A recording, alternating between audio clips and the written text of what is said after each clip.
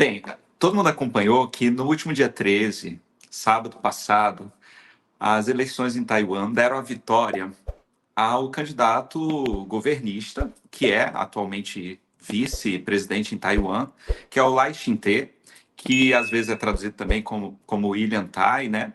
William Lai. E ele foi o vitorioso e vai governar aí Taiwan pelos próximos anos. E esse partido do qual ele faz parte, o Partido Democrático Progressista, é um partido separatista, né?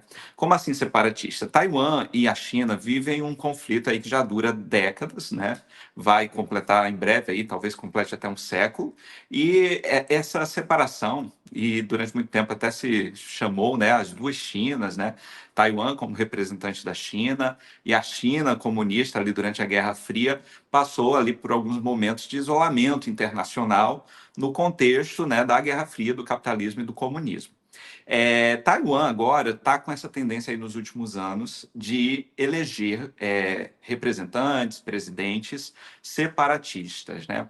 E o Brasil, como você pode ver, né, recebeu recentemente o ministro de Negócios Estrangeiros da China, que é o Wang Yi. Ele teve com o Mauro Vieira em Brasília, depois foi para o Ceará, se encontrou com Lula na sexta-feira.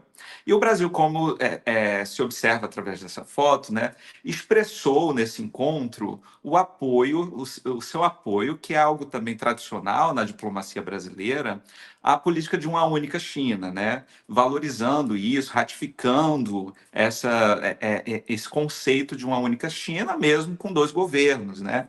O governo de Taiwan, supostamente, né, valorizando essa questão da democracia, valorizando a abertura para o mercado mais amplo, né? E o governo chinês, cuja tradição ali do Partido Único remonta aí, especialmente à data de 1949, com a implementação ali do regime de Partido Único pelo Mao Tse-tung, que, aliás, né, no último dia 26 de dezembro, né, foi aniversário, inclusive comemorado pelo Xi Jinping, foi o aniversário de 130 anos de nascimento do Mao Tse-tung, né? O Mao Tse-tung, ele foi esse nome expressivo desse momento que a China vivenciou ao longo do século XX, que foi a afirmação, a implementação do Partido Único, que tem muitas questões, muitos pormenores, que eu acho também que é um prato cheio aí para a gente tratar, abordar em vários outros vídeos e temas e assuntos que a gente vai discutir. Mas a verdade é que ao longo do século XX inteiro, né,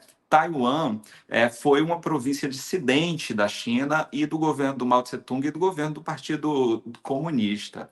E foi reconhecido pela comunidade internacional, especialmente países da União Europeia, né, países capitalistas da União Europeia, a Organização das Nações Unidas, pelos Estados Unidos. O governo de Taiwan, ao longo do século XX, foi reconhecido como a China verdadeira, o governo representante da China, né?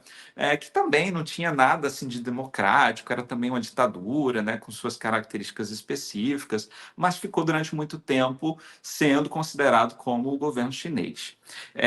A partir da década de 1970, a China continental passa a se abrir para o mundo ocidental, para uma política mais próxima e que valoriza mais essa abertura comercial, mantendo do ponto de vista político o Partido Único, mas do ponto de vista econômico, criando as chamadas zonas econômicas especiais que fazem com que o capitalismo se abra ali, e é inclusive um tema muito interessante de se abordar, para que as empresas, os negócios, há uma maior abertura de zonas específicas no leste chinês, né, para os mercados globais, né?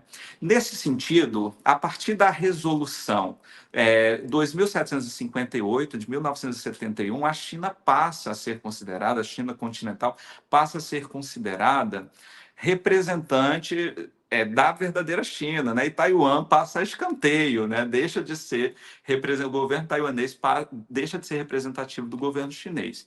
Isso é muito problemático. Hoje, em Taiwan, você tem 23 milhões de pessoas que, como demonstraram as urnas, né, apoiam essa separação, apoiam esse governo separatista, apoiam as características de governo, e inclusive culturalmente, né, ao longo das últimas décadas, Taiwan se separou bastante da China.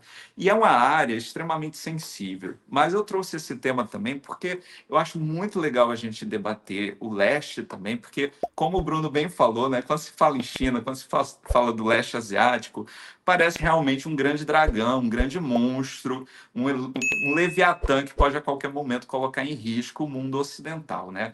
Mas se a gente parar para analisar, a gente está falando de um contingente populacional gigantesco, a gente está falando de um mercado gigantesco, a gente está falando de países dinâmicos, países atuais, países que ingressaram aí no mundo contemporâneo, nas políticas contemporâneas a todo vapor, e que a gente precisa conhecer, porque é muita ignorância da nossa parte, né?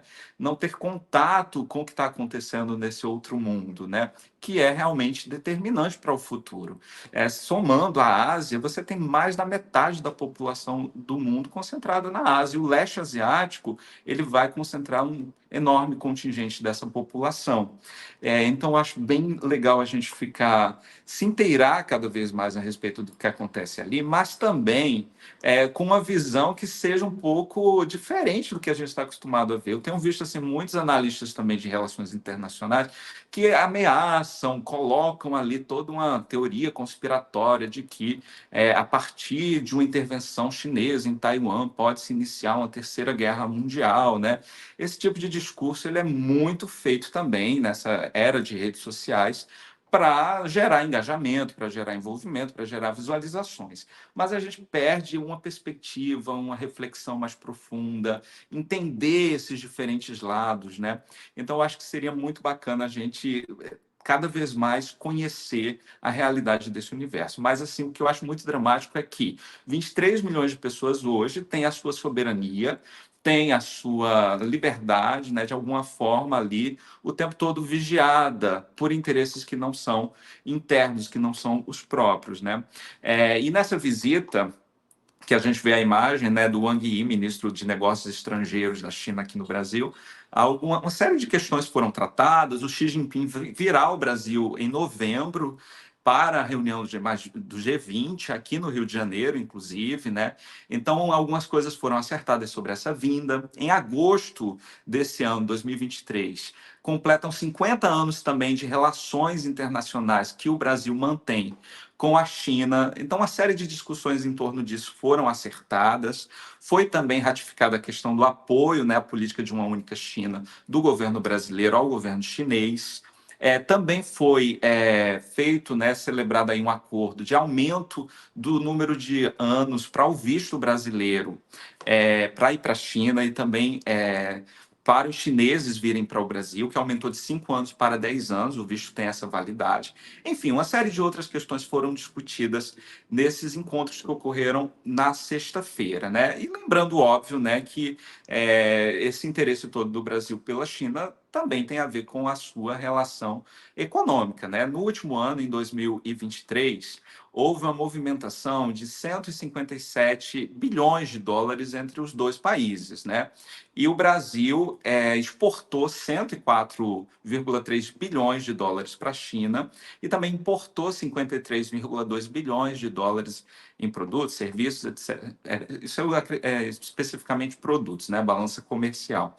Então, essas relações aí com a China, elas são muito profundas, né? E por isso também o apoio brasileiro ao governo chinês. Agora, sobre essa dúvida, né, a China corre o risco de intervir em Taiwan, aí de causar uma terceira guerra mundial, intervindo em Taiwan a partir dessas políticas separatistas do governo taiwanês.